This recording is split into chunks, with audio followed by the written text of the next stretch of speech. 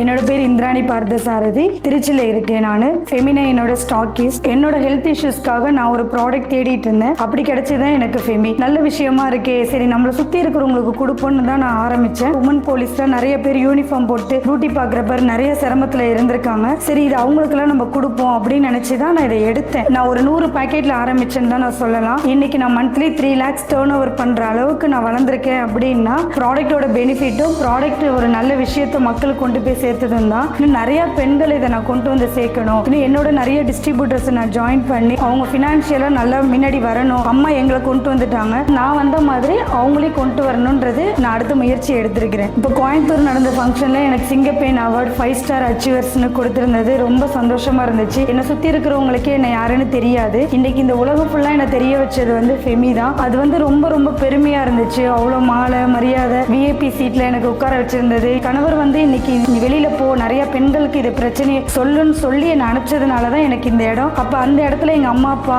என்னோட ஃபேமிலி, என்னோட ஹஸ்பண்ட், என்னோட பையன் எல்லாரையும் நான் கூட்டிகிட்டு வந்து நான் நின்று ஜெயிச்சு காமிச்சேன் அப்படின்றது எனக்கு ரொம்ப பெருமையாக இருந்துச்சு. கோமதி அம்மா இல்லைன்னா நான் இந்த இடத்துக்கு வந்திருக்க முடியாது. நான் ஒரு மண்ணாக இருந்ததை என்னை இன்னைக்கு ஒரு உருவமாக ஆக்கி என்னை இங்கே வடிவமாக உட்கார வச்சிருக்காங்க அப்படின்னா அதுக்கு கோமதி அம்மா தான் மெயின் காரணம். அம்மாவுக்கு ரொம்ப நன்றி, ஃபெமினா எனக்கு நன்றி.